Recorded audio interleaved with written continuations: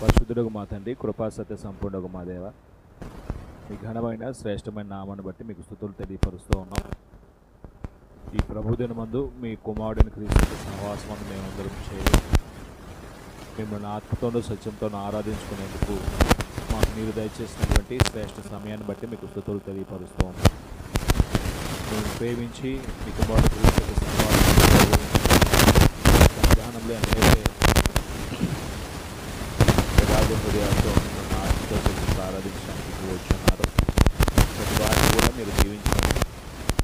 ఇప్పటి వరకు కీర్తన ద్వారా మీ ఘనమైన నామాన్ని స్తుతించుటకు కనపరచుటకు మీరు దయచేసిన కృపకై స్తుతులు తెలియపరుస్తున్నాం.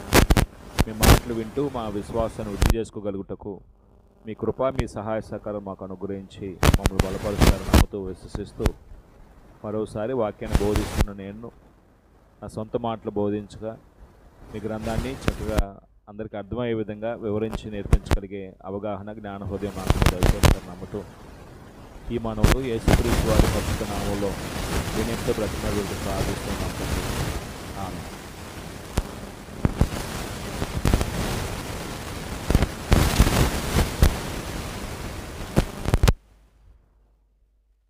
రైట్, కొంచెం ముందు జరగండి అమ్మా.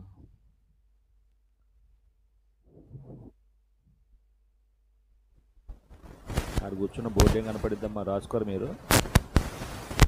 ఏం కనపడిద్ది అక్కడ? బోర్డు పులిపెట్టి కలుపు కవర్ చేసింది మొత్తం.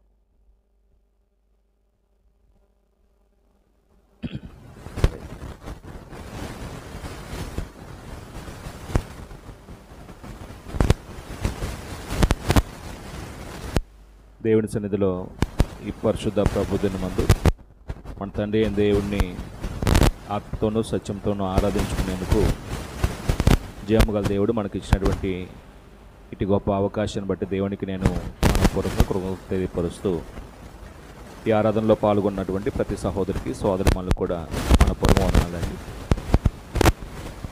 దేవుని వాక్యం వింటూ మన విశ్వాసాన్ని దేవుని వాక్య క్రమం చొప్పున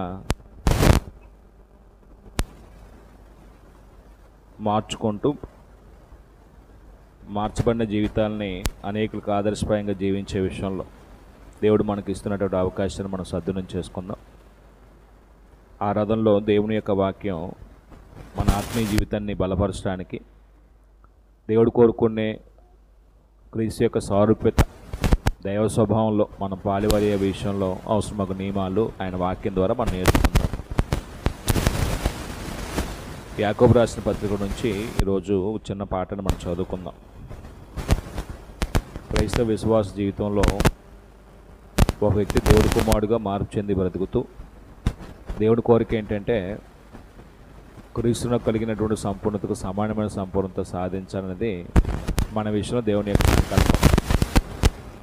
దైవ స్వభావంలో పాలువారు అవ్వాలన్నది దేవుని కోరిక. అయితే బాప్తిసం పొందిన వ్యక్తి రాత్రే ఒక వ్యక్తి దేవుడి కుమారుడుగా సంపూర్ణ అయ్యే అవకాశం లేదు. దైవ స్వభావంలో పాలుపడే అవకాశం లేదు. మనం అనేకమైన శ్రమలు పొంది దేవుని రాజ్యాన్ని మనం పెంచుకోవాలి. దేవుని రాజ్యంలో ప్రవేశించి దేవుని రాజ్య సంబంధమైన వాతావరణాన్ని మనం అలవాటు చేసుకుంటూ దాన్ని స్వతంత్రించుకునే స్థాయికి మన జీవితం మలచబడాలి.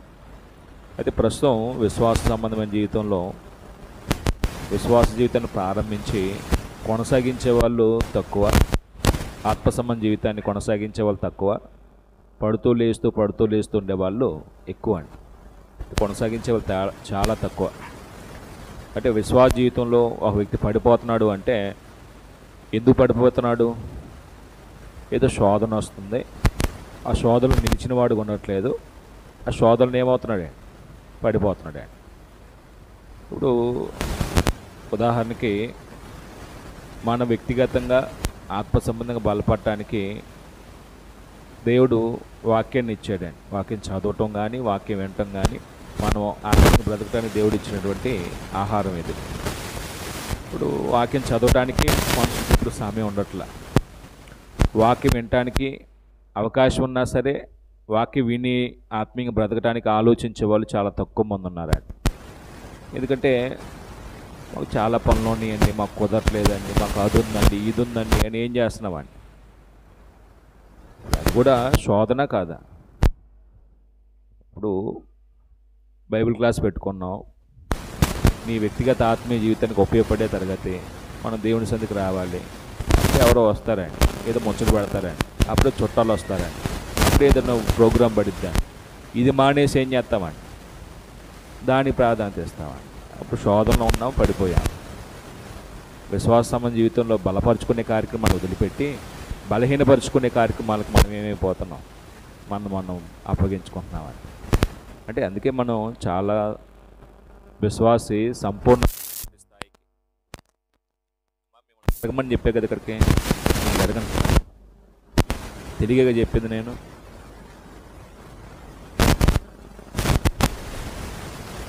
చదువుకున్న వాళ్ళు ఏం చెబుతున్నారో నోట్స్ రాసుకుంటూ బైబిల్ గుర్తుపెట్టుకోవటం ధర్మం అని.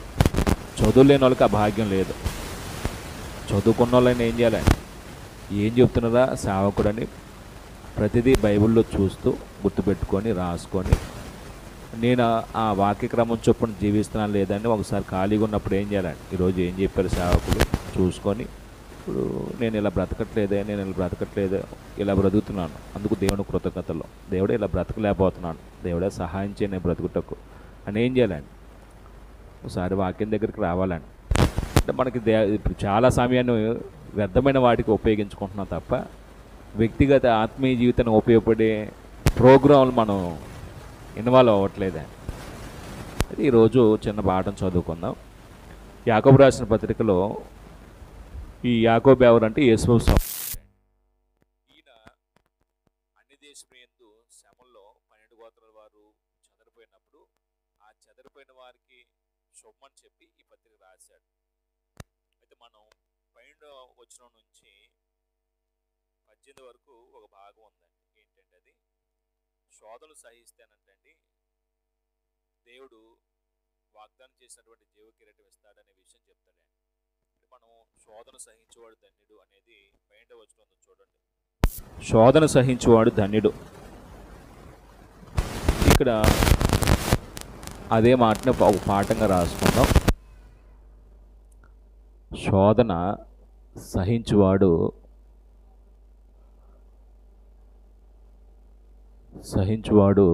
ధన్యుడు.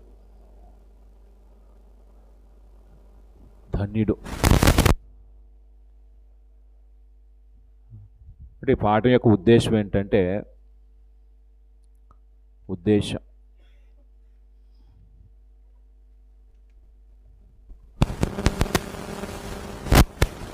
శోధన సహిస్తే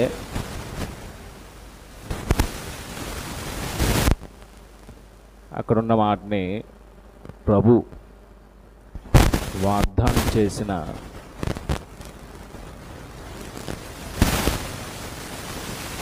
జీవ కిరీటం పొందుకుంటాం. జీవ కిరీటం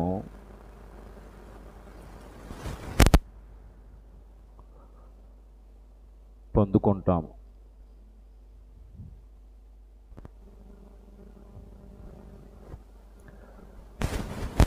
ఈ జీవ కిరీటాన్ని పర్యాయపదం ఎవరు చెప్తారు? జీవ కిరీటానికి పర్యాయపదం, జీవ కిరీటం అనే మాటకి ఇంకో పదం ఏదని చెప్తారా? నిత్య జీవాన్ని పొందుకుంటారు. నిత్య జీవమును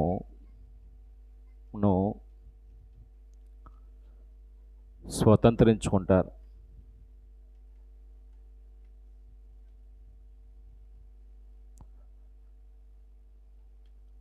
నిత్య జీవమును స్వతంత్రించుకుందరు.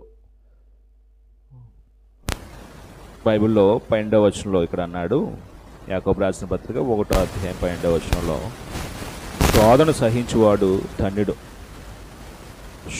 అతడు నిలిచిన వాడే ప్రభు తన్ను ప్రేమించిన వారికి వాగ్దానం చేసిన జీవ కిరీటమును పొందును. అదే మాటని ఒక ఉద్దేశంగా రాసుకున్నామండి. అంటే శోధన సహిస్తే ప్రభు ఏదైతే వాగ్దానం చేశాడో ఆ జీవ కిరీటాన్ని లేదా నిత్య జీవాన్ని ఏం చేస్తాడు? ఒక విశ్వాసి పొందుకుంటాడు. శోధన సహిస్తే పొందుకుంటాడు, శోధనలో పడిపోతే పొందుకోలేడు. అంటే సామాన్యంగా ఈ భూమి మీద మనుషులందరూ శోధించబడతారు. ప్రతి మనిషి శోధన వస్తుంది. శోధన రాని మనిషి ఎవరో ఉండరు. నాకు ఎప్పుడు ఏ శోధన రాలేదు అనడానికి మనం ఎవరైనా చెప్పగలమా? అంటే వారి వారి స్థాయిని బట్టి కానీ పెద్దది కానీ ప్రతి వారు శోధించబడతామండి. అంటే శోధన అనే వాటికి అర్థం ఏంటి అసలు?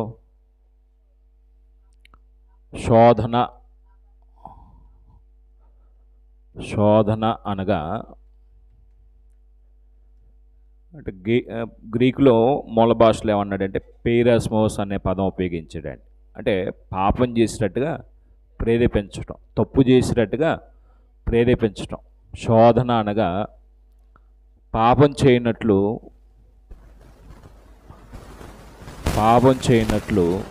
ప్రేరేపించబడటం.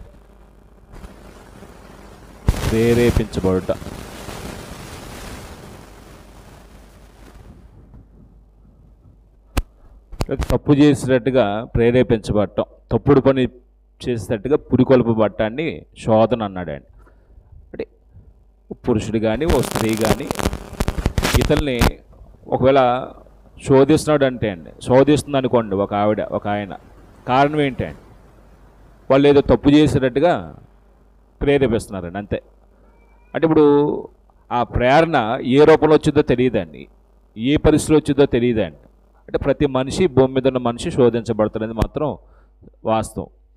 ఇప్పుడు ఈ శోధన రెండు విధాలుగా కలిగే పరిస్థితులు ఉన్నాయండి. మనం ఎదుర్కొనే శోధన రెండు విధాలుగా ఎదురవుతుంది.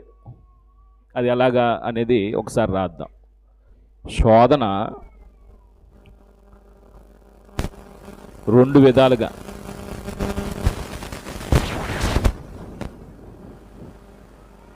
కలుగును. అంటే మొదటి రకం శోధన ఎలా వచ్చింది? ఒకటి శ్రమలతో కూడిన శోధన వచ్చిందండి మనిషికి. శ్రమల వల్ల ఒక మనిషి శోధించబడతాడు. రెండు భోగేచ్ఛల వల్ల ఒక మనిషి శోధించబడతాడు. శ్రమల వల్ల కలిగే శోధన ఉంది, శ్రమల వలన కలుగు శోధన. రెండు భోగేచ్ఛల వల్ల కలిగే శోధన కూడా ఉందండి మనిషికి. అంటే భోగేచ్ఛల వల్ల కలిగే శోధనలు ఉన్నాయి. భోగేచ్ఛల వలన కలుగు శోధన.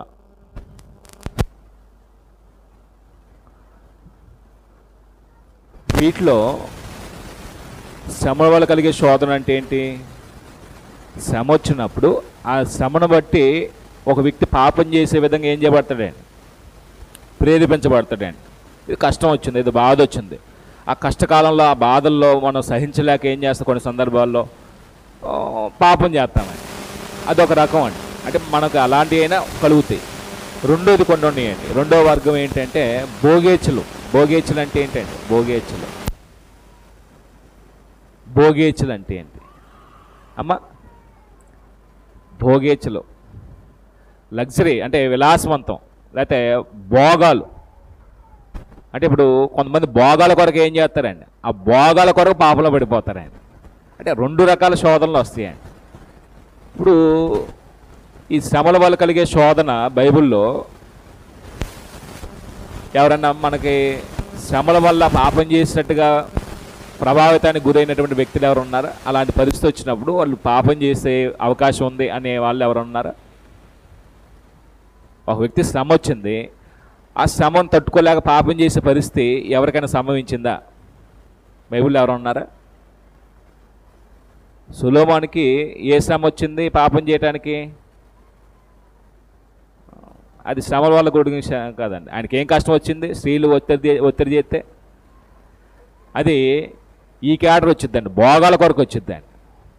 ఇప్పుడు ఒక స్త్రీ వచ్చింది, పాపం చేయి అంది యోసేపుని పాపం చేయన్నప్పుడు ఆయనకి ఏం కష్టం కలిగిందండి? ఆయన మనసు ఉత్తరేయపూరితమైంది. ఇప్పుడు ఎవరైనా మీరు అంటే మనం ఆ స్టేజ్ దాటినా ఒకవేళ లోకంలో ఉంటే ఒక స్త్రీ వచ్చి తప్పు చేద్దారా అంటే ఏం చేస్తామండి? వెళ్ళిపోతామంటాం, ఆ ఒప్పుకుంటాం. అక్కడ ఏ సంబంధం నీకు? ఏమైనా కష్టం వచ్చిందా? తర్వాత వచ్చే పరిణామాలు వేరు. అక్కడ కష్టమే రాలేదండి. అక్కడ సుఖం కొరకు ఏం చేశాడండి? అతను వెళ్ళిపోయాడండి. అది భోగాల కొరకు శ్రమ అండి. అది నేను అడిగింది ఏంటంటే, శ్రమలతో కూడినటువంటి శోధన అంటే శ్రమ వచ్చినప్పుడు ఆ మనిషి పాపంలో పడిపోయే పరిస్థితి వచ్చింది. బైబిల్లో యోబుకి వచ్చినాయండి శ్రమలు. యోబుకి భోగాల కొరకు వచ్చినాయా, శ్రమలతో కూడినటువంటి శోధన వచ్చిందా? అది భక్తుడండి, చెడుతను అసహించుకున్నవాడండి. తూర్పు దేశంలో అలాంటి సంపన్నమైన వ్యక్తి ఎవరు లేడండి. అలాంటి గొప్ప వ్యక్తికి కూడా దేవుడు ఏమనుమతించాడు? అపవాదికి అంటే దేవునికి మధ్య జరిగినటువంటి ఆ సంభాషణలో యోబు యొక్క విశ్వాసాన్ని పరీక్షించడానికి దేవుడు అనుమతిస్తే, సాతాను ఏం చేశాడు అంటే ఆయన ఆశను పాడు చేశాడు, ఆయన పిల్లల్ని తీసేశాడు, చివరికి ఆయన దేహాన్ని కురుపులమయం చేయగలిగే విధంగా అనుమతి పొందాడండి. అధికాల మొదలు అధికారి వరకు బాధాకరమైనటువంటి ఆ కురుపుల చేత బాధించబడుతున్నాడు. అప్పుడు అది శ్రమ అండి. ఆయనకి శ్రమ అంటే మనసుని నొప్పించేది, బాధించేది. అప్పుడు ఎవరైనా అంత ఆశపోయింది, పిల్లలు పోయారు, దేహం అంతా కురుపులమైపోయింది, ఎలా స్పందిస్తాడండి ఆ మనిషి? దేవుడే ఉంటే ఎందుకు జరిగిద్ది ఇలాగా? దేవుడు నాకు అన్యాయం చేశాడు, దేవుడు నాకు కీడు చేశాడు, అసలు దేవుడు లేడు, ఏం లేడు, దేవుడు ఎంత దోహ్య అని ఏం చేస్తాడండి? అలాంటి శ్రమలో శోధించబడతాడు, పాపంలో పడిపోతాడండి. అంటే శ్రమల వల్ల కలిగే శోధనలేమో యోబు. మీరు అపోస్తలుడైన పౌలు జీవితం చూడండి, పౌలు కన్నా ముందు యేసుక్రీస్తు జీవితం చూడండి, ఆదిమ సంఘాల జీవితాలు చూడండి. ఆదిమ సంఘాలు వీళ్ళు ఎదుర్కొన్నటువంటి శ్రమలో భోగేశ్వర వాళ్ళు వచ్చినాయా? విశ్వాసులకి శ్రమలతో కూడినటువంటి శోధనలు వచ్చినాయా? శ్రమలతో కూడిన శోధనలు అండి. ఇప్పుడు ప్రభుని నమ్మారు, ప్రభు మాకు అంటే యేసుక్రీస్తు మాకు రాజు అని నమ్మారు, యేసుక్రీస్తు యొక్క పరిపాలన కింద నీతిగా బ్రతకడానికి సాధన చేస్తున్నారు. ఇప్పుడు అది నచ్చలేదండి. కైసర్ రాజు అంటావు, బతుకుతావు, లేకపోతే చస్తావు. లేదు, మాకు ప్రభువే రాజు, యేసుక్రీస్తే మాకు రాజు.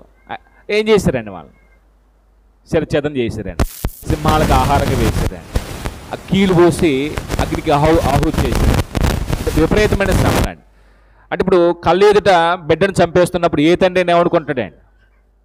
ఇప్పుడు నువ్వు కైసర్ ప్రభువును, లేకపోతే నీ కొడుకుని చంపేస్తా, కైసర్ ప్రభువును, నీ కొడుకుని చంపేస్తా. కాదు, నాకు యేసుక్రీస్తే ప్రభు. వాడు కొడుకుని నిర్దాక్షిణ్యంగా ఏం చేస్తారండి? చంపేస్తారండి. వాడు కొడుకుని పోయినటువంటి ఆ బాధతో ఒక తండ్రి ఏం చేస్తాడండి? దేవుడు లేడు, ఏం లేడు, దేవుడిని నమ్ముకొని ఎంత నష్టపోయాను నేను, నా కొడుకునే పోగొట్టుకున్నా, నా సర్వస్వం పోయింది, ఇంకెందుకు దేవుడు నాకు? దేవుడిని దూషించాడు, శోధనలో ఉన్నాడా, పడిపోయాడు. అప్పుడు అది శ్రమ, మనసును నొప్పించేది. ఆ శ్రమలతో కూడిన శోధనను మానసికంగా మనల్ని ఏం చేస్తాండి? దేవుడి నుంచి దూరం చేస్తాను. అంటే వీళ్ళు ఎవరో పడిపోలేదండి. యోబు పడిపోయాడా? యేసుక్రీస్తు వారు పడిపోయాడా? పౌలు పడిపోయాడా? ఇది శ్రమలండి పౌలుకి. ఇరుపోయినా శ్రమే, ఇరుపోయినా ఇరుకు ఇబ్బందులే. ఆదిమ సంఘంలో భక్తులు కలిగిన వారు తమ ప్రాణాలని పోగొట్టుకున్నారండి, బిడ్డలను పోగొట్టుకున్నారు, భార్యలు పోగొట్టుకున్నారు, ఆస్తులు పోగొట్టుకున్నారు, అన్నిటికంటే విలువైన ప్రాణాన్ని పోగొట్టుకున్నారు. అంటే ఇవేమి శ్రమలతో కూడినటువంటి శోధనలండి. అంటే శోధన అంటే పాపం చేసి ప్రేరేపించడమే. శ్రమ వచ్చినప్పుడు అది తట్టుకోలేక ఏం చేస్తాడు? ఆ శ్రమని పాపం చేసే విధంగా జారిపోతాడు. ఒక టైప్. ఇంకొకరికి దీనికి వచ్చినవి ఏంటంటే, 1 పేతురు 1వ అధ్యాయము 12వ వచనం 19వ వచనం. పేతురు రాసిన మొదటి పత్రిక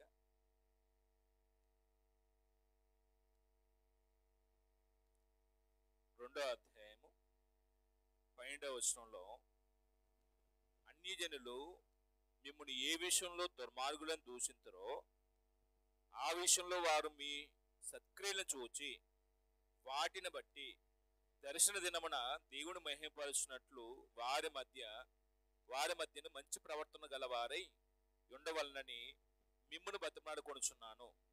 అన్ని జనులు ఎవరిని ద్వేషిస్తారు, దూషిస్తారు? సంఘంలోకి వచ్చిన వారు. అంటే అన్ని జనులకు నచ్చనివి ఏవో చేస్తున్నారు సంఘంలో ఉన్నవారు. ఇప్పుడు అన్ని జనులు సంతోషపరచడానికి వచ్చామా, ప్రభుని సంతోషపరచడానికి వచ్చామా? సంఘంలో ప్రభుని సంతోషపరచడానికి. మూడు అన్యులతో కలిసి నడుచుకున్నాం, అన్యులతో కలిసి వాళ్ళ యొక్క చేష్టల్లో మనం పాలువారమయ్యాం. ఇప్పుడు బాప్తిసం పొందిన తర్వాత నేను దేవుడి కుమారుడు ఇలా చేయకూడదని వాళ్ళకు దూరంగా ఉంటున్నాం. ఏమంటారండి మనల్ని? అబ్బో భక్తుడురా, నిండగాక మొన్న వరకు చేసావు కదరా, ఎంతలోని మార్పా, పరలోకి వెళ్ళిపోతావు నువ్వే అని ఏం చేస్తారండి? దూషిస్తారు, వేళాకొలం మాట్లాడతారు, చాలా అపహాస్యంగా మనల్ని మాట్లాడతారండి. అయినా సరే మనం సహించి మన సత్ప్రవర్తన కలిగి ఉంటే అది మనకు శ్రమే. వాస్తవానికి దూషణ పాలవుతున్నప్పుడు మనకు శ్రమ కాదా? అప్పుడు శ్రమ వస్తున్నప్పుడు మనకేమనిపించింది అండి? నేను ఎంత బాగున్నా సరే వీళ్ళు ఇంత వేళాకోళం మాట్లాడుతున్నారు, అపహాస్యం చేస్తున్నారు అని ఏం చేస్తామండి? ఎందుకు అని బలహీన పడిపోతామండి, వాళ్ళు కలిసిపోతామండి. అది శోధన అయిందండి. అప్పుడు పాపంలో పడిపోతామండి. అంటే మన సత్ప్రవర్తన బట్టి వాళ్ళ నోరు మోయించాం. అంటే మనం వాళ్ళు ఎన్నైనా సరే సహించి భరించి తట్టుకొని ఎమోషనల్ అవ్వకుండా మన విశ్వాసాన్ని మనం కాపాడుకుంటూ వాళ్ళ ఎదుట మనం నీతిగా బ్రతుకుతున్నాం. అప్పుడు కొంతకాలానికి ఏమనుకుంటారండి? అరే మంచోడిని మనం అన్నామే, వీళ్ళు చాలా మారాడే, కొద్దిగా మార్చుకుందాం అన్నాం, మనమే మారుదాం అని ఏం చేస్తారండి? మన సత్ప్రవర్తన చూసి వాళ్ళు నోరు మోసుకుంటారండి. 19వ వచనంలో కూడా ఇంకో మాట అంటాడండి. 19వ వచనంలో చెప్పిన మాట ఏంటంటే, ఎవడైనా అన్యాయంగా శ్రమ పొందొచ్చు అన్నాడండి. అన్యాయంగానంటే తప్పు చేస్తే తప్పు చేయకుండానా? తప్పు చేయకుండా శ్రమ అండి. అంటే తప్పు చేస్తే శ్రమ వచ్చింది, అది న్యాయంగా వచ్చిన శ్రమ. దొంగతనం చేసి దొరికిపోతే ఏం చేస్తారండి? చెత్తగొట్టేస్తారండి. అది తప్పు చేస్తే వచ్చిందా, తప్పు చేయకుండా వచ్చిందా? తప్పు చేస్తే వచ్చిందండి. దొంగతనం చేయలేదు, ఏ లంచం తీసుకోలేదు, అయినా ఆయన మీద ఏదో విషప్రచారం చేసేసి ఆయన నేరస్తుడిగా పెట్టేశారు, ఆయన్ని దొంగ అన్నారండి. అప్పుడు ఎంత బాధేస్తే. ఇప్పుడు యోసేపు ఉన్నాడండి, యోసేపు ఆ స్త్రీతో ఏ తప్పు చేయాల, కానీ ఆవిడేం చేసిందని రాద్ధాంతం చేసిందని, నన్ను చెరపట్టబోయాడు అనిపించిందని. ఆయన ఏం చేసి తీసుకెళ్ళి చెరసల్లో వేసారండి. అది న్యాయంగా వచ్చిందా, అన్యాయంగా వచ్చిందా? అన్యాయంగా వచ్చిందండి. అప్పుడు అన్యాయంగా వచ్చిన శ్రమలో మనిషి ఏం చేయాలంటే సహించడం అంటే తట్టుకుంటాం, భరించడం. అప్పుడు ఈ శ్రమ వచ్చింది, అతను ఏమవలేదు, పడిపోవాల, లోబల్ల. అప్పుడు ఎవడైనా అన్యాయంగా శ్రమ పొందొచ్చు. దేవుడు గురించిన మనస్సాక్షి, మంచి మనస్సాక్షి కలిగి ఉంటే సహిస్తే అది దేవుని దృష్టిలో ఏమనుకును, హితము, మంచి తగ్గుతుంది అన్నాడండి. అమ్మ వదిలిపెట్టి అతన్నే వదిలిపెట్టేసే, మీరు ప్రార్థనలో కూర్చోండి, అందరు డిస్టర్బ్ అవుతారు. వదిలిపెట్టి ఆడుకుంటాడు, వదిలిపెట్టేసి తినడానికి ఏం తినిచ్చే, తింటూ ఆడుకుంటాడు. మనం పిల్లలు కంట్రోల్ చేయాలనుకుంటాం కానీ కంట్రోల్ అవ్వరండి, వాళ్ళు అనుకుంటే చేస్తారండి. కూర్చో లేదు అయిపోయిందిలే, రైట్. అంటే ఇప్పుడు అన్యాయంగా శ్రమ వస్తా లేదండి. అంటే న్యాయంగా వచ్చేదేమో తప్పు చేస్తే, అన్యాయంగా అంటే తప్పు చేయకుండా వచ్చేది శ్రమ. అప్పుడు ఇతను నీతిగా బ్రతుకుతున్న శ్రమ వచ్చింది. ఆ శ్రమ వచ్చినప్పుడు ఏం చేస్తాడు? ఆటోమేటిక్గా తట్టుకోలేక కొంతమంది ఎమోషనల్ అయిపోయి, కొంతమంది మాత్రం నా విశ్వాసాన్ని పరీక్షించిన దేవుడు అనిపించాడేమో, నిలబడదాం అని ఏం చేస్తారండి? తట్టుకున్న వాళ్ళు వీళ్ళండి. ఈ తట్టుకున్న వాళ్ళు ఏమయ్యారు? నిలబడ్డారండి. కొంతమంది ఉన్నారండి తట్టుకోలేక ఏమైపోయారండి? ఎమోషనల్ అయిపోయి పడిపోయిన వాళ్ళు ఉన్నారండి. భోగేచ్ఛల కొరకు శ్రమ వస్తాయండి. భోగేచ్ఛలు అనే మాట లగ్జరీస్ కొరకు కూడా కొంతమంది ఏమవుతున్నారండి? శ్రమ పొందుతారు లేదా? మీరు బైబిల్లో యాకోబు రాసిన పత్రిక కూడా చెప్తాడు ఆ మాట, చూడండి ఒకసారి. 4వ అధ్యాయం 1వ వచనం చదువుతాం. 4వ అధ్యాయం 1 నుంచి చదువుతాం. ఇక్కడ అంటాడు, మీలో యుద్ధములు పోరాటములు దేని చిన్నవి. అంటే ఒక క్రైస్తవుల్లో అంతరంగంలో యుద్ధాలు కలుగుతాయి లేదండి. అంటే మనుషులతో కొట్లాడటం యుద్ధం కాదండి, మనలోనే అంతరంగంలోనే యుద్ధాలు జరుగుతున్నాయండి, పోరాటాలు ఉన్నాయండి. ఎందుకు ఈ యుద్ధాలు పోరాటాలు జరుగుతున్నాయి అంటే, కులిని చూసి నక్క వాత పెట్టుకున్నట్టు అంటారు చూడండి. ఎవరినో చూస్తామండి, మనం కూడా అలా ఉండాలి, అది కొనాలి, ఇది సంపాదించాలి, అవి చేయాలని ఏం చేస్తామండి? పరిగెత్తుతామండి. ఇది భోగాలండి. దేవుడిచ్చిన దాన్ని తృప్తి చెందకుండా ఇవ్వని దాని కొరకు మనం ఏం చేస్తాం? పరిగెత్తామండి, ఆరాడబడతామండి. ఇక్కడ ఏమంటాడంటే మీలో యుద్ధములను పోరాటములను దేని నుండి కలుగుచున్నవి? సారీ, మీ అవయముల్లో పోరాడు మీ భోగేచ్చు నుండియే కదా. అంటే ఈ అవయవాలు దేని కొరకు పోరాడుతున్నాయి అంటండి, పరిగెత్తున్నాయి అంటండి. భోగేచ్చు అంటే ఇందా చెప్పుకున్నాం, భోగాలు, విలాసాలు, లగ్జరీస్ కొరకు. అంటే ఇప్పుడు ఉన్నదాంతో తృప్తి చెందమండి, ఇంకా కావాలి, ఇంకా కావాలి, ఇంకా కావాలి. అంటే సౌకర్యంగా బ్రతకడం తప్పు కాదండి. ఈ సౌకర్యం బ్రతకడం కొరకు తప్పుడు పనులు చేయకూడదండి. అర్థమవుతాను నేను చెప్పేది. ఇప్పుడు ఉన్నదాంతో తృప్తి చెందితే దీనికన్నా గొప్ప భాగ్యం ఏది ఉండదండి. అంటే దేవుడు నాకు ఈ స్థితిని ఇచ్చాడు.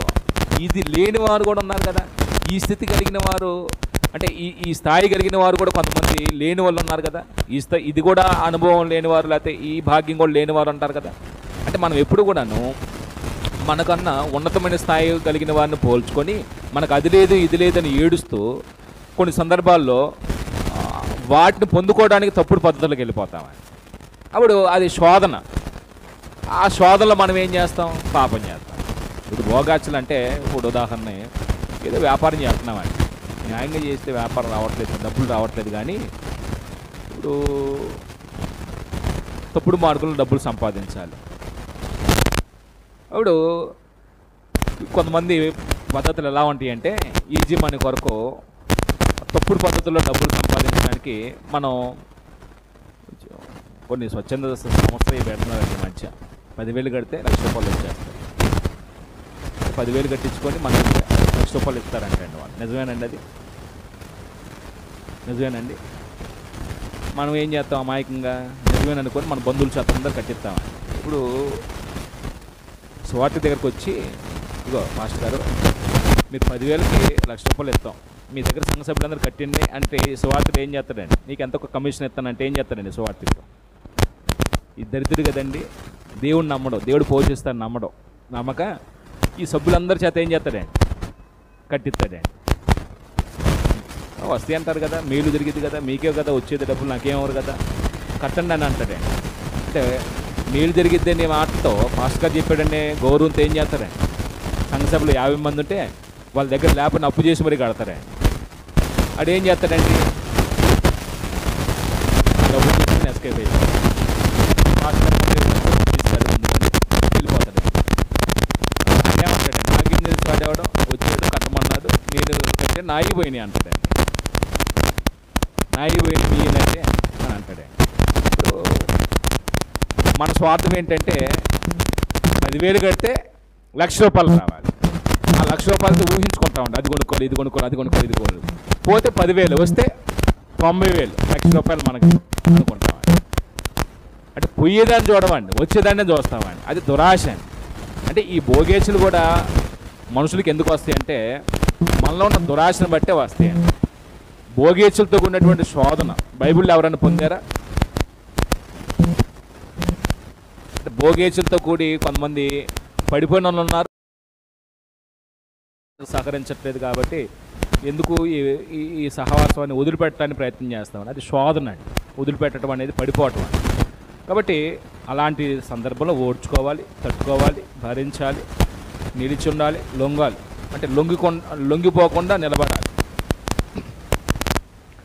ఇంకో మాట ఏమన్నాడు? శోధన సహించేవాడు ధన్యుడు, అతడు శోధన నిలిచిన వాడే. ధన్యుడు అనే పదం ఒకటి ఉందండి. ధన్యుడు అనే మాట కూడా రాసుకుందాం. ధన్యుడు అనే మాటకు అర్థం ఏంటండి? ధన్యుడు అనే మాట, ధన్యుడు ఈ పదాన్ని మకారియోస్ అనే గ్రీక్ మాట ఉపయోగించాడు. దానికి ఆనందభరితుడు, ఆనందభరితుడు, ఆశీర్వదించబడినవాడు, ఆశీర్వదించబడినవాడు,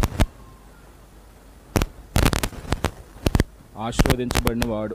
ధన్యుడు అనే మాట బ్లెస్డ్ పీపుల్ అన్నాడండి ఇంగ్లీష్లో. అంటే ఆశీర్వదించబడినవాడు, ఆనందభరితుడు. ఎలాగ ఆశీర్వదించబడినవాడు అవుతాడు ఇతను?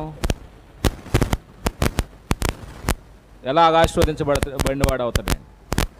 శోధన వచ్చింది, అతను నిలిచాడు, పడిపోలేదు. ఎలాగ ఆశీర్వదించబడిన వాడు అవుతాడు? పడిపోలేదు కాబట్టి ప్రభు ఆయనకి చేసినటువంటి వాగ్దానాన్ని బట్టి ఆయనకి ఏమి ఇస్తాడు? జీవకిరీటం ఇస్తాడు. అంటే దేవుడు అతనికి బహుమానం ఇస్తాడు. పడిపోయిన వాడికి బహుమానం ఉండిద్దా? పడిపోయిన వాడికి బహుమానం ఉండిద్దా? పడిపోయిన వాడికి బహుమానం ఉండిద్దా? అంటే ధన్యుడు అనే మాట అలాగే ఉపయోగించాడు. ఆనందభరితుడు, దేవుని చేత దీవించబడినవాడు, ఆశీర్వదించబడినవాడు. అప్పుడు ఇంకో మాట చెప్పండి, ప్రతిఫలం ఏంటి?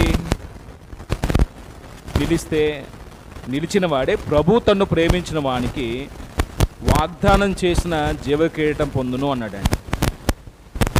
ప్రతిఫలం 5 ప్రతిఫలం. ప్రభువు వాగ్దానం చేసిన, అంటే ప్రభు అంటే తన్ను ప్రేమించిన వారికి వాగ్దానం చేశాడంటే ఏంటి వాగ్దానం చేశాడు?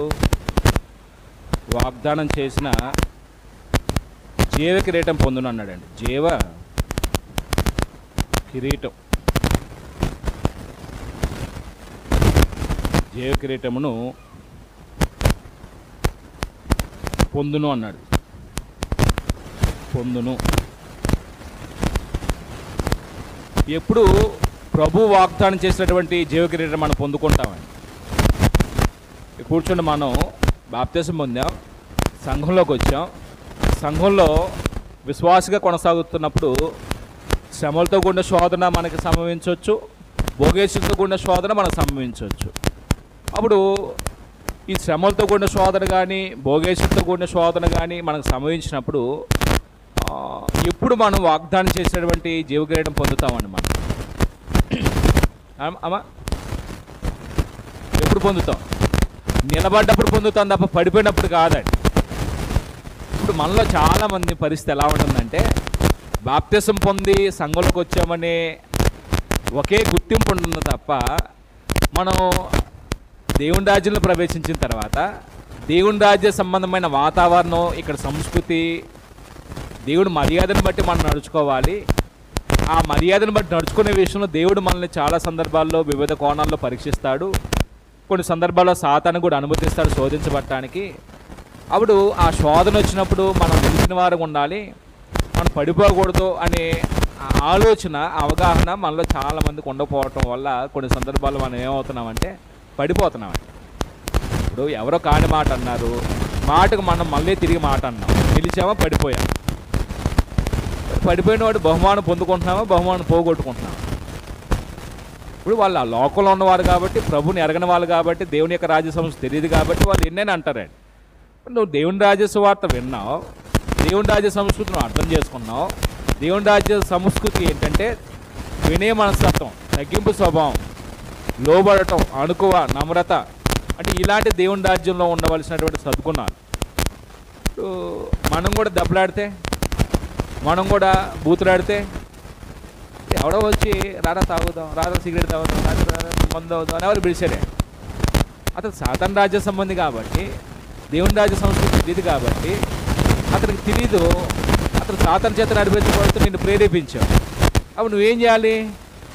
దేవుని కుమారుని, యేసు అలా చేయడం, మరి నేను ఎందుకు అలా చేయాలి? నేను చేయండి, నన్ను దయచేసి వదిలిపెట్టింది అన్నం పెట్టాలి తప్ప ఏం చేయకూడదు. రెండు రమ్మన్నగానే తోకాడించుకుంటూ వెళ్ళిపోయావు అనుకోవాలి. శోధనలు నిలిచావా, పడిపోయావా? పడిపోయిన వాడికి బహుమానం ఉండిద్దా?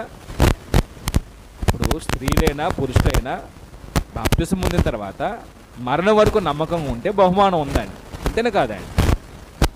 అంటే నమ్మకంగా అంటే అప్పుడప్పుడు నమ్మకంగా ఉండి, మనం కుదిరినప్పుడు నమ్మకంగా ఉండి, కుదరినప్పుడు తప్పకుండా రాజీ పడిపోయి మనం లోకంలో బ్రతికినట్టుగా బ్రతుకుతూ, నచ్చినప్పుడు ఒకలాగా నచ్చినప్పుడు ఒకలాగా ఉంటే అది మరణం వరకు నమ్మకంగా ఉండటం అలా కాదండి. నమ్మకంగా ఉండటం అంటే యేసు యొక్క వ్యక్తిత్వాన్ని సంపాదించాలని ఉద్దేశంతో. అసలు మనం ఒకటి అర్థం చేసుకోండి, ఎప్పుడు కూడా మనం పూర్వం ఎక్కడున్నామండి? మనం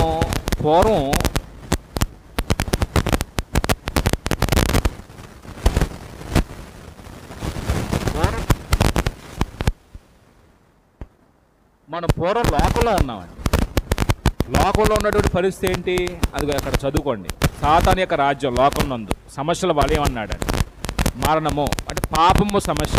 ఏంటి పాపము? అన్యాయం ఉంది, అసూయ, ఈర్ష్యం, అబద్ధం, దొంగతనం, వ్యభిచారం, త్రాగుడు, లంచం, పగ, కక్షలు, నరహత్య, చెల్లవాడిని కల్పించడం, తల్లిదండ్రులకు అవిధేయులు అవ్వటం, బూతులాడటం, అంటే ఇవన్నీ ఎవరి యొక్క సంస్కృతి అంటే దేవుని రాజ్య సంస్కృతి కాదండి, సాతాను రాజ్యంలో ఉన్నటువంటి విష స్వభావం అండి, దుర్గుణాలండి అవన్నీ కూడా.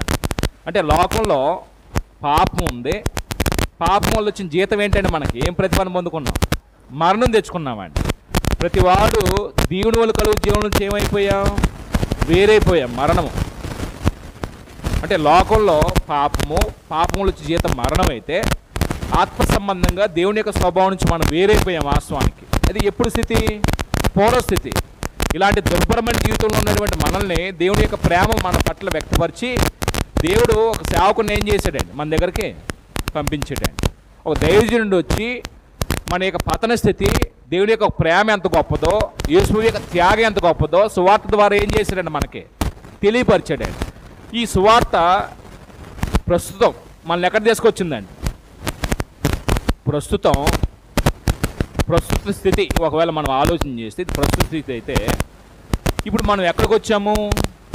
క్రీస్తులోకి వచ్చామండి. క్రీస్తునందనే పరిధికి వచ్చామండి.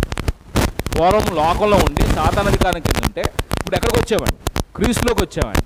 ఈ క్రీస్తులోకి వచ్చిన మనల్ని దేవుడు ఏమంటున్నాడంటే మరణంలోని జీవంలో తీసుకొచ్చాడు అన్నాడండి. ఎక్కడి నుంచి ఎక్కడికంటే అండి? ఇక్కడ మరణం మనల్ని ఆత్మీయంగా చచ్చిన స్థితిలో ఉన్నాడు ఈ మనిషి. ఇప్పుడు ఎక్కడ తీసుకొచ్చాడు? జీవంలో తీసుకొచ్చాడండి. జీవము. ఇప్పుడు మరణమేమో ఆ దుర్గుణాలండి, అన్యాయము, మోసము, అక్రమము, ద్వేషము, అసూయ, పగ, కలహాలు, తల్లిదండ్రులకు అవిధేయులు, అవన్నీ చెడ్డగుణాలు, మరణ నియమాలు. ఈ మరణంలో బ్రతుకుతున్న మనిషి పరలోకం వెళ్ళగలడా? దేవుడితో యుగాలున్న నీతి రాజ్యాలు స్వీకరించుకుంటాడంటే అవకాశం లేదండి. ఎందుకంటే అలాంటి దుర్భరమైన జీవితం ఇది. ఈ దుర్భరమైన స్థితి నుంచి మనం తప్పించి దేవుడు ఏం చేశాడు? ఒక ఉన్నతమైనటువంటి జీవితాన్ని జీవించడానికి క్రీస్తులోకి తీసుకొచ్చాడు. జీవం కలిగి బ్రతకడానికి, జీవము, నిత్య జీవాన్ని మనకు అనుగ్రహించాడు. మరణంలో జీవంలోకి తీసుకొచ్చాడు. అంటే ఎవరి గుణాలు సంపాదించడానికి ఇక్కడికి వచ్చామండి? క్రీస్తు యొక్క దేవుని యొక్క గుణాలు సంపాదించడానికి వచ్చామండి. ఇందా మనం చెప్పుకున్నాం క్రీస్తు యొక్క స్వరూప్యత, దైవ స్వభావం అనే పదాలు ఉపయోగించారు బైబిల్లో. అయితే ఇక్కడ దేవుని యొక్క గుణాలు, ఆ ప్రేమ, నీతి, యథార్థత, పరిశుద్ధత, సత్యము, సహనము, క్షమాగుణము, ఈ గుణాలు సంపాదించుకోవడానికి ఇక్కడికి వచ్చామండి. ఇది జీవంలోకి వచ్చాం. ఇప్పుడు ఈ జీవంలోకి వచ్చిన మనకి దేవుడు ఏ వాగ్దానం చేశాడు? ప్రభు ఏ వాగ్దానం చేశాడు? ఏమండి? జీవక్రీడని వాగ్దానం చేశాడండి. ఇప్పుడు జీవంలోకి వచ్చిన మనకి వస్తున్నాయి లేదా? శోధనలు వస్తున్నాయండి. అప్పుడు ప్రభు అంటే వాగ్దానం చేశాడంటే అండి, ఏం వాగ్దానం చేశాడంటే జీవ కిరీటం. అది ఎప్పుడు ఈ జీవ కిరీటాన్ని దేవుడు మనకి ఇస్తాడు లేదా ప్రభు మనకు అనుగ్రహిస్తాడు? ఈ భూమి మీద? ఈ భూమి మీద కాదండి. ఈ భూలోక యాత్ర ముగించిన తర్వాత, మరణం తర్వాత ఈ నిత్య జీవాన్ని స్వతంత్రించుకుంటాం. నిత్య జీవాన్ని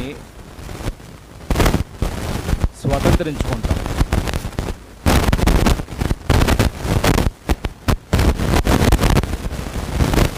ఈ నిత్య జీవాన్ని స్వతంత్రించుకోవడాన్ని బైబిల్లో ఏం చెప్తున్నాడంటే ప్రభువు వాగ్దానం చేసిన వారికి ఏమిస్తాడంటే ఆ జీవ కిరీటం,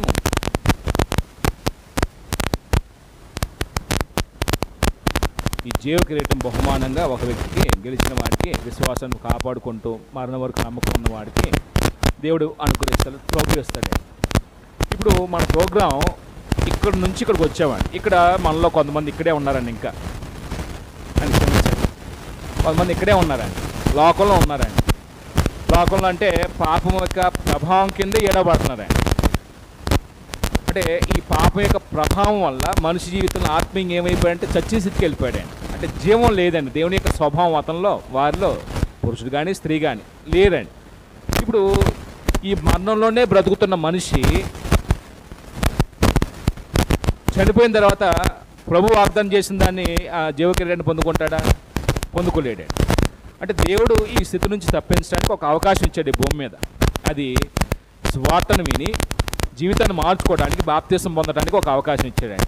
అప్పుడు బాప్తిసం పొందిన వ్యక్తి మరణంలో నుంచి ఎక్కడికి వస్తున్నాడు? జీవంలోకి వస్తున్నాడు. అసలు బాప్తిసమే నాకు అవసరం లేదనుకుంటే నేను మరణంలో బ్రతుకుతాను, అక్కడే నాకు స్వేచ్ఛ ఉంది, స్వాతంత్రం ఉంది, అక్కడే బాగుంది, నాకు సాతాన అధికారమే బాగుంది, మాకొద్దు ఈ నీతి వద్దు, ఈ న్యాయం వద్దు, ఈ యథార్థత వద్దు, ఈ పరిశుద్ధత వద్దు. మా శరీరాలని నీతిని జరిగించడానికి కాదు సాధనంగా చేసుకునేది, మేము దుర్నీతిని జరిగించడానికి మేము సాధనంగా చేసుకుంటామండి, మన దేహాలను అమ్ముకోవటం అండి. అది చాలా చాలా బాధాకరమైన సంగతి అండి. ఇప్పుడు కొంతమంది ఇక్కడి నుంచి ఇక్కడికి వచ్చారండి. ఇక్కడికి వచ్చిన తర్వాత దేన్ని ప్రాక్టీస్ చేయాలండి? జీవం కలిగి ఆ జీవాన్ని వృద్ధి చేసుకోవడం గురించి ఆలోచించాలా, అదే మరణ నియమాల్లో కొనసాగడానికి జీవితాన్ని కొనసాగించాలి? ఆ జీవాన్ని వృద్ధి చేసుకోవడం గురించి ఆలోచించాలి. ఇప్పుడు ఇక్కడ కూర్చున్న మనలో బాప్తిసం పొందాం, అసలు ఎందుకు కన్వర్ట్ అయ్యాము? ఎందుకు బాప్తిసం పొందామండి? వయసు పెద్దవాళ్ళు ఉన్నారు, ఎందుకు బాప్తిసం పొందారండి? ఎవరో పొందుతున్నారని పొందామా? ఒక లక్ష్యం పొందాము.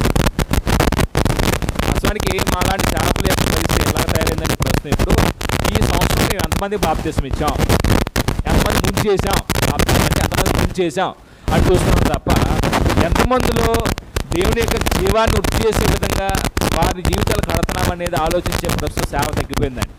మేము 10 మందిని 20 మందిని 30 మందిని ముంచామని సంకలు కొట్టుకున్నాం తప్ప ఒక వ్యక్తిని పరలోకం వెళ్ళే వ్యక్తిగా తయారు చేసే విషయంలో నేను ఇంతమందిని సాధిస్తున్నాను, ఇంతమందిని తయారు చేశానని చెప్పుకునే సేవ ఇప్పుడు తగ్గిపోయిందండి ప్రస్తుతం. అంటే ఇప్పుడు బాప్తిసం పొందే వాళ్ళు కూడా అసలు ఎందుకు నమ్ముకోవాలండి ప్రభుని? తిమోతి పత్రిక 1:16 చెప్తాడండి, ఆయనను నిత్య జీవం నిమిత్తము తనను విశ్వసించు వారికి అని అంటాడండి. ఎందుకు విశ్వసించాం ప్రభుని? ఎందుకు నమ్మి బాప్తిసం పొందాం? నిత్య జీవం కొరకు నమ్మాలండి. నిత్య జీవం అంటే దేవుడు గుణాలు సంపాదించే జీవితం కొరకు మనం నమ్మాలండి.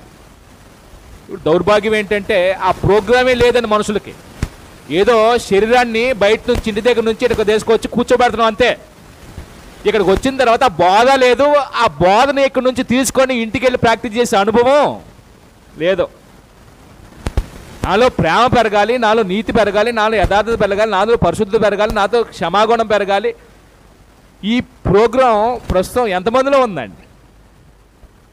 ఆయనను నిత్య జీవం నిమిత్తము తనను విశ్వసింపు వారికి. ఎందుకు ఒక వ్యక్తి కన్వర్ట్ అవ్వాలి, ఎందుకు నమ్మి ప్రభువులోకి రావాలి అంటే నిత్య జీవం కొరకు రావాలండి. నువ్వు బాప్తిసం పొందుతామంటే పెళ్లి కొరకు కాదు పొందాల్సిందే, సమాధిలో స్థలం కొరకు కాదు బాప్తిసం అనేది, ఇల్లు కట్టిస్తారని కాదు బాప్తిసం పొందాల్సిందే, వాళ్ళు పొందుతున్నారు కదా వీళ్ళు పొందుతున్నారు కదా మనం కూడా పొందేతే పోవాలని కాదు పొందాల్సింది బాప్తిసం. ప్రస్తుతం ఎందుకు పొందుతున్నామండి బాప్తిసం కూడా? ఎవరినో చూసి పొందుతున్నాం తప్ప నిజంగా కన్వర్ట్ అవ్వడానికి బాప్తిసం రావట్లేదే. కన్వర్ట్ అయితే శోధన వచ్చినప్పుడు ఆ శోధనలో మనిషి ఏం చేస్తాడండి? నిలబడతాడండి. ప్రతి చిన్నదానికి ఎమోషనల్గా నువ్వు జారిపోతున్నావంటే నీ కన్వర్షన్లోనే ఎక్కడో తేడా ఉందండి. నేను అంటాను, ప్రార్థనకి సమయానికి రానివాడు కూడా శోధనలో నిలిచినవాడు కాదండి, శోధనలో పడిపోయిన వాడే. నువ్వు దేవుడి సన్నిధికే క్రమంగా రాలేకపోతున్నావంటే చిన్న చిన్న శోధనలు కూడా మనం ఏం చేయలేకపోతున్నామండి. చిన్న శోధన అండి అది. నువ్వు సమయానికి ప్రార్థనకి బైబిల్ పట్టుకున్న ప్రార్థనకి వెళ్ళండి, ఎవడో వస్తాడండి. ఇప్పుడు కాదు సమయం, తర్వాత మాట్లాడదాం, మీరు పక్కన ఉండండి బ్రదరు, సరే నాకు టైం లేదు ఇప్పుడు, తర్వాత మాట్లాడతాను. ఏం చేయాలండి? ముందు దేవుడి కార్యమా నీ సొంత కార్యమా? అంటే నేను కొంచెం మీ స్థాయికి ఒకవేళ ఈ మాటలు కష్టంగా ఉండొచ్చేమో, కానీ మన తీవ్రత ఆ స్థాయిలో ఉండాలండి. అలా నిర్ణయాలు తీసుకుంటే తప్ప మన బ్రతుకులు మారవండి. ప్రతి దానికి మనం ఏం చేస్తున్నామంటే దేవుడి కార్యాలనేమో పక్కన నెట్టేస్తాం, మన కార్యాల విషయంలో మాత్రం ఏం చేస్తామండి? అది శోధనలో పడిపోవడం అవుతుందా, నిలిచి ఉండడం అవుతుందా? పడిపోవడమేనండి. ఎన్నో సందర్భాల్లో శోధనలో మనం పడిపోతున్నామండి, ఎన్నో సందర్భాల్లో.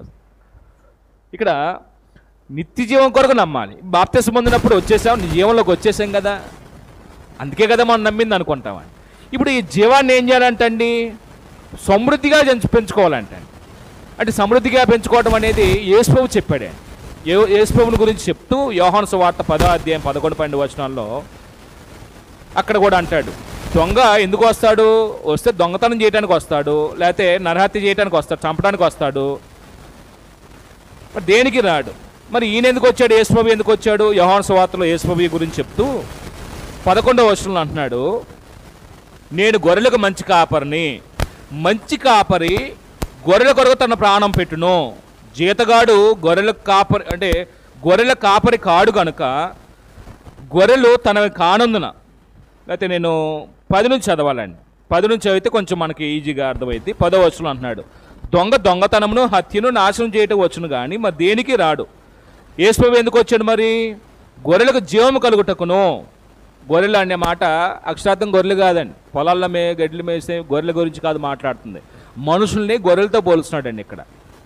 అప్పుడు గొర్రె ఏ విధంగా కాపరి యొక్క కనుసంధంలో ఉండి నడిపించబడుతూ ఉండిద్దో, మనుషులు కూడా యేసు ప్రభు యొక్క కాపుదల్లో ఉండి, యేసు ప్రభు యొక్క పరిపాలన కింద ఉండి, ఆయన యొక్క అనుసంధానంలో ఏమవ్వాలి, జీవితాల్ని కొనసాగించాలి. ఇక్కడ అంటున్నాడు గొర్రెలకు జీవము కలుగుటకును.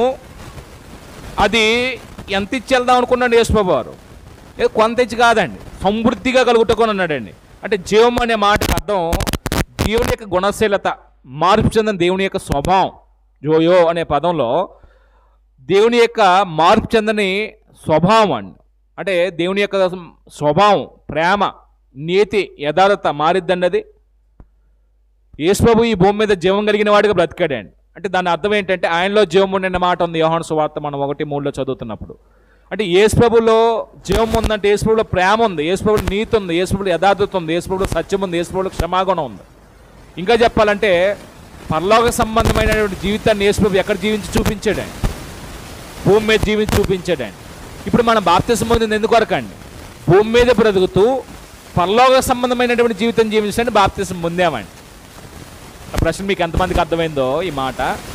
ఈ భూమి మీద నువ్వు బాప్తిసం పొందావు, క్రీస్తులోకి వచ్చావంటే దాని యొక్క అర్థం ఏంటంటే భూమి మీద బ్రతుకుతాం, కానీ ఎవరి యొక్క ప్రతిబింబం వలె ఎవరిలాగా బ్రతకాలి అంటే పరలోక సంబంధించిన పోలి ఈ భూమి మీద జీవించాలండి. పరలోకంలో ద్వేషం ఉండదు, అసూయ ఉండదు, కోపం ఉండదు, పగ ఉండదు, ప్రతీకారం ఉండదు, బూతులు ఉండదు, కలహాలు ఉండదు, త్రోగుడు ఉండదు, వ్యభిచారం ఉండదు, జాగ్రత్త ఉండదు, పేగాట ఉండదు, ఇలాంటి దుర్గుణాలు ఏది ఉండదండి. మహోపచూపు ఉండదు, అల్లరితో కూడినటువంటి ఆటపాటలు ఇవేమి ఉండవండి. అలాంటి జీవితాన్ని ఇప్పుడు ఎక్కడ ప్రాక్టీస్ చేయాలంటే క్రీస్తు యొక్క అధికారమైనటువంటి సంఘంలోకి వచ్చి ఆయన యొక్క అధికారం కింద ఇప్పుడు ఏం చేయాలండి? ఆ సద్గుణాలను మనం కలిగి జీవించాలండి. యేసు ప్రభు ఎలాగైతే పరలోక సంబంధి ఈ భూమి మీదకి వచ్చి పరలోక సంబంధమైనటువంటి జీవితాన్ని జీవించాడో, భూ సంబంధమైనటువంటి ఈ లోకంలో కూడా యేసు ప్రభు ఎలా బ్రతికాడండి? పరలోక సంబంధంలో బ్రతికాడా, భూ సంబంధంలో బ్రతికాడా? పరలోక సంబంధంలాగా బ్రతికాడండి. పాపం అంటకుండా బ్రతికాడండి. ఇప్పుడు మనల్ని కూడా యేసు ప్రభు యొక్క అధికారంలో తీసుకొచ్చినప్పుడు దేవుడి కోరిక ఏంటంటే ఈ భూమి మీద బ్రతుకుతాం, కానీ ఎక్కడ బ్రతికినట్టుగా బ్రతకాలి అంటే పరలోకంలో జీవించే జీవితాన్ని ఈ భూమి మీద మనం ఏం చేయాలండి? ప్రాక్టీస్ చేయాలండి, సాధన చేయాలండి. అప్పుడు ఈ సాధన చేస్తూ యేసు ప్రభు అన్నాడు ఆ గొర్రెలకు జీవాన్ని ఇచ్చుటకు సమృద్ధిగా కలుగుటకు అన్నాడండి. సమృద్ధి అంటే ద్వేషమే లేని తత్వానికి రావాలండి, అసూయే లేని తత్వానికి రావటం అండి. కొంతకాలం ప్రేమించి మళ్ళీ ద్వేషించి, కొంతకాలం ప్రేమించి మళ్ళీ ద్వేషించి, కొంతకాలం ప్రేమించి మళ్ళీ ద్వేషించడం సమృద్ధి అని జీవం కాదండి. ద్వేషభావాలే లేని జీవితం కొరకు అది సమృద్ధి అయినటువంటి జీవం అండి. అలా జీవిస్తూ ఒకరోజు చనిపోతాం.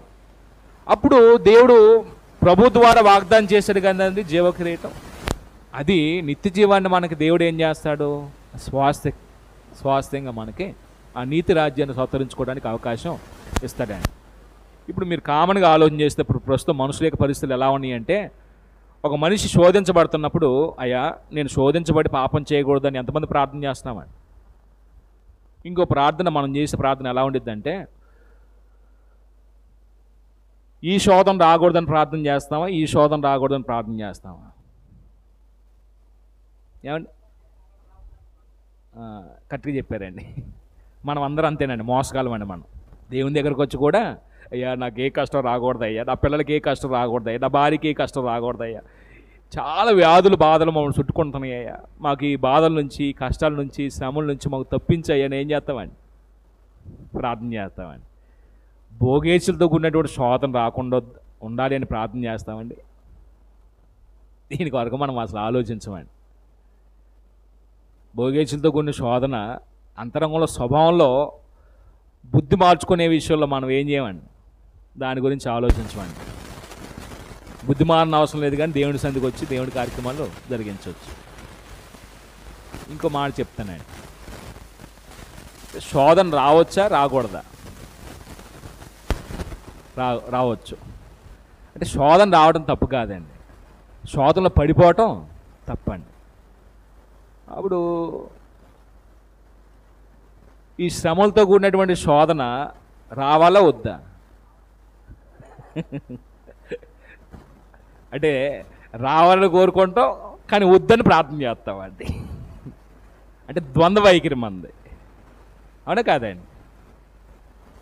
రావాలని కోరుకుంటాం, అంటే రావాలని వస్తే మంచిది అని మనకు అనుకుంటాం, కానీ ప్రార్థన మాత్రం ఏం చేస్తామని వద్దని కోరుకుంటామని.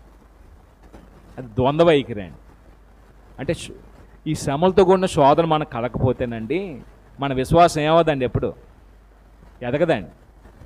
ఇప్పుడు వ్యాధి లేనప్పుడు ఎవరైనా ప్రార్థనకు వస్తారండి, బాధ లేనప్పుడు ఎవరైనా ప్రార్థనకు వస్తారండి. బాధల్లో కూడా మోకాళ్ళని ప్రార్థన చేస్తాం చూడండి, బాధల్లో కూడా దేవుని పని చేస్తాం చూడండి, బాధల్లో కూడా దేవుని సందుకు వస్తాం చూడండి. నాకు ఏ బాధ లేదు, ఏ వ్యాధి లేదు, ఏ కష్టం లేదు, ఏ శ్రమ లేదు అని ముఖం మీద చిరునవ్వు పెట్టుకొని మనసులో ఎంత దుఃఖం ఉన్నా దాన్ని దిగవింకొని దేవుని సందుకు వచ్చి ప్రార్థనలు ఏకీపిస్తాను చూడండి. అది దేవుడికి కావాలండి. అది ఒక వ్యక్తి యొక్క విశ్వాసం దేవుడు పరీక్షించాలనుకుంటుంది. వ్యాధి ఉన్నప్పుడు మూలిగి పడుకొని, వ్యాధి లేనప్పుడు ఉత్సాహంతో దేవుని సందుకు వచ్చేసేసి ఎవడేం చేస్తాడండి? లోకంలో రోగం తగ్గితే అందరూ సంతోషిస్తారు లేదా? రోగం ఉంచుకొని కూడా సంతోషం బతికేవాడు ఎవరు ఉన్నారండి? వాళ్ళు దేవుని కుమారులండి, వాళ్ళు విశ్వాసులండి, వాళ్ళు పరలోక రాజ్య సంబంధమైనటువంటి జీవితాన్ని రుచి చూసేవాళ్ళండి. అంటే మానవ జీవితము అనేకమైన శ్రమల్లోకి లోనయ్యి విశ్వాసం పరీక్షించబడి ఏమవ్వాలండి? సంపూర్ణ అవ్వాలండి. శ్రమ రాకూడదని మనం ప్రార్థన చేయకూడదు. శ్రమల్లో వచ్చినప్పుడు దేవుడా నేను ఏ పాపం చేయకుండా ఉండాలి అని ఏం చేయాలండి? ఎప్పుడు మన ప్రార్థనలో దేవుడిని ఒక సహాయం అడగాలండి. అంటే రాకపోయినా రావాలని ప్రార్థన చేయకూడదు అనేది మళ్ళీ ఇది అతేద్దండి. మనకి ఏ శోధన రావట్లేదు, దేవుడు నాకు శోధన కలుగజేయని మనం ఏం చేయకూడదు, అది తప్పండి. రెండు, ప్రస్తుతం మనుషుల యొక్క మనస్తత్వం ఎలా ఉందంటే, అంటే మీకుందో లేదో కానీ నేను మిమ్మల్ని అంటలేదు, ప్రస్తుతం పాపం చేయటానికి మనుషులు అవకాశం కొరకు ఎదురు చూస్తున్నారండి.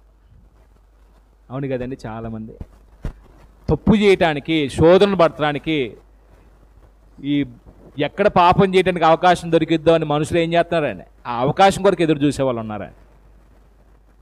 దేవుని కుమారుడిగా బ్రతికే వాళ్ళు కాదండి వాళ్ళు. మూడో చిన్న మాట చెప్పి ముగిస్తాను. ఏంటంటే అది, నువ్వు క్రీస్తులోకి వచ్చిన తర్వాత కూడా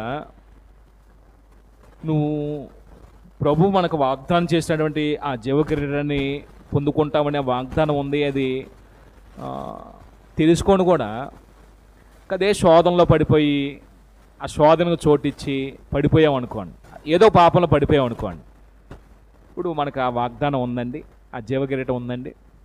అంటే మనల్ని మనం ఏం చేసుకుంటున్నామంటే నిత్య జీవానికి అపాత్రులుగా చేసుకొని నిత్య నాశనానికి మనల్ని మనం ఏం చేస్తున్నామని అమ్ముకుంటున్నామండి. ఇప్పుడు బాప్తిసం పొంది చిన్న చిన్న శ్రమలు వచ్చినప్పుడు, చిన్న చిన్న శోధన వచ్చినప్పుడు దేవుని దగ్గరికి వచ్చి దేవుని యొక్క సహాయం కోరుకొని, దేవుడా నాకు ఈ పరిస్థితి ఎందుకు అనిపించో తెలియదు, ఒకవేళ నాలో ఏదైనా తప్పు ఉంటే నాకు దావీదులాగా నాకు బుద్ధి కలుగు చేయి, నేను ఆ తప్పును సరి చేసుకుని బ్రతుకుతాను, దేవుని దగ్గరికి వచ్చి ప్రాధేయపడి ఆయన కాలు పట్టుకొని బతినాడాలి తప్ప దేవునికి వ్యతిరేకంగా దేవుని మీద నిందలు మోపేసి దేవునికి తిరుగుబాటు చేసి దేవుని సన్నిధిని విడిచి లోకంలోకి వెళ్ళిపోతే భ్రష్టుడు అయిపోతామండి. భ్రష్టత్వానికి మనల్ని మనం ఏం చేస్తామండి? ఈ భ్రష్టత్వం మనల్ని ఎక్కడ నడిపించిందంటే నిత్య నాశనానికి నడిపించిద్దండి. భ్రష్టులు అవటానికి మనం బాప్తిసం పొందింది, భ్రష్టులు అవటానికి కాదండి. ఈ శోధన అందరికీ వచ్చింది. ఎవరు మాత్రం పడిపోతారంటే ఈ శోధనలో ఎవరు పడతారంటే తర్వాత వచనాలు చెప్తాడండి. దురాశ ఉన్నవాడే ఈ శోధనలో పడిపోతాడండి. దురాశ లేకపోతే మనం ఈ శోధనలో పడిపోమండి. రెండోది, ఈ దురాశను అనుసరించి నడుచుకోవటం వల్ల మనం పేతురు రాసిన 2వ పత్రికలో చెప్తాడు, భ్రష్టత్వానికి లోనేయమంటండి. ఈ భ్రష్టత్వం నుంచి తప్పించడానికి దేవుడు ఏం చేశాడు? క్రీస్తులో మనకి అమూల్యములు అత్యధికమైన వాగ్దానం చేశాడండి. ఈ అమూల్యములు అత్యధికమైన వాగ్దానాలను మనం వినియోగించుకొని మనం ఏ స్వభావంలో పాలివారవ్వాలంటే దైవ స్వభావంలో పాలివారవ్వాలండి. కాబట్టి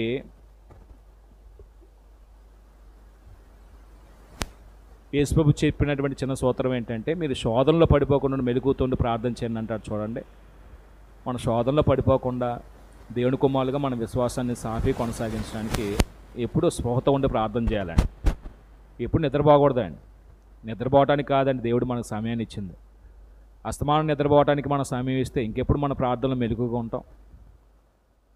తెస్సలోని పత్రిక కూడా చెప్తాడండి, మనం పగటి సంబంధులు వెలుగు సంబంధులు అంటాడండి, మన రాత్రివారం కాము అంటాడండి. రాత్రివారు నిద్రపోతారు అంటే స్పృహతో లేనివాడు, సంఘంలో ఏ యాక్టివ్గా లేనివాడు, నిద్రావాసలో ఉన్నవాడండి. ఏ పని పాట లేనివాడు సంఘంలో నిద్రపోతూ సమానమండి. ఆ నిద్రపోయేవాడు చచ్చిన శవంతో సమానమండి.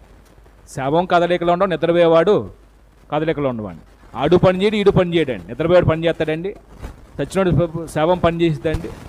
చచ్చిన శవాల్లాగా ఉండటానికి కాదని మనం వచ్చి మన స్పృహతో ఉండాలండి ఎప్పుడు కూడా. రైట్, ముగించుకుందాం పాఠాన్ని. ఈ శోధన సహించేవాడు ధన్యుడు అనే మాటలో శోధన అంటే ఏంటో తెలుసుకున్నాం. పాపం చేసినట్టుగా ప్రేరేపించబడతాం. ఈ శోధన రెండు విధాలుగా సంభవించే పరిస్థితి ఉంది. శ్రమలతో కూడిన శోధన ఉంది, భోగేచ్ఛలతో కూడిన శోధన ఉండొచ్చు. ఈ రెండిట్లో రెండు ఏదో విధంగా సంభవించినా సరే మనం ఏం చేయాలి? సహించేవారుగా ఉండాలి, అంటే నిలిచేవారుగా ఉండాలి. పడిపోయే పరిస్థితి రాకూడదు. మనం ఆ శోధనకి లొంగిపోకూడదండి. ఆ శోధనకి మనం తాళలేక బొక్కబాలకు పడిపోకూడదండి. ఇప్పుడు తట్టుకుంటే సహిస్తే ధన్యులం మనం, అంటే ఆశీర్వదించబడిన వారుగా ఉంటాం. ఎలాగ ఆశీర్వదించబడిన వారుగా ఉంటాం? ప్రభు మనకు వాగ్దానం చేసినటువంటి ఆ జీవ కిరీటాన్ని దేవుడు మనకు అనుగ్రహిస్తాడండి. అది ఇప్పుడు కాదు, భూమి మీద కాదు. ఎప్పుడు అంటే ఇగో రేపు మరణం తర్వాత. అంటే మన యొక్క కన్వర్షన్ అనేది ప్రస్తుతంలో, అంటే ఒకప్పుడున్న స్థితి ఏమో ఇదండి, రోత జీవితం. ఈ రోత జీవితం నుంచి తప్పించబట్టాన్ని దేవుడు ఏం చేశాడు? క్రీస్తులో తీసుకొచ్చాడండి. ఈ క్రీస్తులో మరణం వరకు నమ్మకం ఉంటే ఈ మనిషి ఏం పొందుకుంటాడండి? ఈ నిత్య జీవాన్ని పొందుకుంటాడండి. అంటే ఇప్పుడు మనుషులు, మనందరి పరిస్థితి ఎలా ఉందంటే, నా పరిస్థితి, మీ పరిస్థితి, ఇక్కడ నుంచి ఇక్కడ రావటానికి ఆలోచన చేస్తున్నామండి. ఇక్కడ రావటం గొప్పే. చాలామంది ఇక్కడే ఉన్నారు మనలో, మన బంధువుల్లో, మన స్నేహితుల్లో, ఆప్తుల్లో. ఇక్కడ నుంచి ఇక్కడికి వచ్చామంటే ఒక స్టెప్పే మారింది. పరలోకం వెళ్ళే విషయంలో ఒక స్టెప్ వేసాం. ఇప్పుడు ఇంకో స్టెప్ వేయాలా లేదా? ఇప్పుడు ఈ స్టెప్ వేయకుండా మనం వెనక్కి ముందుకి ఏం చేస్తున్నామండి? ఇక్కడే డాన్స్ చేస్తున్నామండి. ఇంకెప్పుడు మనం సంపూర్ణం అవుతాం? ఇంకెప్పుడు మనం ఆత్మీయంగా ఎదుగుతాం? అంటే ఈ ప్రోగ్రాం నిరంతరం జరగాల, ఏదో అకేషన్గా అప్పుడప్పుడు జరగాల? ఓ బోధకుడు వాక్యం చెప్పి కన్వర్ట్ చేసిన తర్వాత ఇతను బాగోగులు చూడాలండి. అంటే బాగోగులు అంటే ఇతను విశ్వాసం ఉన్నాడు లేదా, ఆత్మీయం బ్రతుకుతున్నాడు లేదా, ఏదన్నా పాపంలో పడిపోయి వెనక్కి వెళ్ళిపోతున్నాడు. వాక్యం చెప్పి కన్వర్ట్ చేసిన వ్యక్తి ఆలోచించాలి, ఇతను ఆత్మీయంగా పెంచాలని. ఈ కన్వర్ట్ అయిన వ్యక్తి కూడా ఆలోచించాలండి, నేను బతుకుతున్నాను లేదా, నాకు సరిపడిన ఆహారం అందుతుందా లేదా. ఇప్పుడు ఇంట్లో భోజనం తగ్గితే నాకు సరిపోలేదని అమ్మ మీద ఏం చేస్తామండి? అడుగుతాం లేదా? మరి ఎప్పుడైనా బ్రదరు మీరు చెప్పే వాక్యం మాకు సరిపోవట్లేదని కొంచెం మమ్మల్ని ఆత్మీయంగా పెంచండి బ్రదరు, మాకు సరిపోవట్లేదు బ్రదరు అని ఎప్పుడైనా అడిగామండి మనం? ఎక్కువైపోతుంది కదా మనకి, అందుకే క్లాసులకు రాలేకపోతున్నాం. ఎక్కువైపోతుంది, అందుకే రోజు బైబిల్ చదవలేకపోతున్నాం. ఎక్కువైనంత ఆహారం ఉందండి మనకు, అందుకే కదండి. ఏమో మనం ఎందుకు కన్వర్ట్ అయ్యామో, ఏమి సాధిస్తున్నామో, అసలు లోకంలో ఉన్న వారికి మనకేమన్నా తేడా ఉందా లేదా ఏమి ఆలోచించుకోలేకుండా మనం ఏం చేస్తున్నామండి? మరి క్రీస్తు సంఘం అంటామండి, మాదే పరలోకం వెళ్ళేది అంటామండి. ఎలా వెళ్తాం? చిన్న చిన్న శోధనలు కూడా మనం ఏం చేయలేకపోతున్నాం, నిలబడలేకపోతున్నాం, జయించలేకపోతున్నాం. మరి వాగ్దానం చేసిన జీవకిరీటం మనం ఎలా పొందుకుంటాం? అంటే మనం కష్టపడాలి లేదండి. ఇలాగైతే అసలు మేము బాప్తిసం పొందేవాళ్ళం కాదండి, ఇలా చెప్పినట్టు అంటారా? ఈ ముందే చెప్పొచ్చు అంటారా? ముందు చెప్పినా అప్పుడు గ్రహించే మనసు స్థాయి కాదండి. ఇప్పుడు చెప్తుంటేనే మీకు ఎలా ఉంటుందంటే, అమ్మో ఇలా జీవించడం మనకు కష్టం అనిపిస్తుందండి. కాబట్టి విశ్వాసులు శోధించబడి కూడా పాపం చేయలేదు. ఒకవేళ విశ్వాసగా బ్రతకాలి అనుకుంటే దేవుడు ప్రభు ద్వారా చేసిన వాగ్దానం ఆ జీవకిరీటం పొందుకోవాలి అంటే శోధనలు నిలిచి ఉన్నామండి, శోధనలో పడిపోవద్దండి. పడిపోతే మాత్రం మనం నిత్య జీవాన్ని మనం, నేను వాక్యం చెప్పి కన్వర్ట్ చేసిన వాళ్ళలో కూడా కొంతమంది ఏమవుతున్నారంటే డొల్లాడుతున్నారండి, అటు ఇటు ఇటు అటు అటు ఇటు. అందుకొరక ప్రభువులకు రావాల్సింది, అందుక ప్రభు యొక్క సంఘంలో ఉండాల్సింది మనం. ప్రభు యొక్క మరణాన్ని జ్ఞాపకం చేసుకుందాం.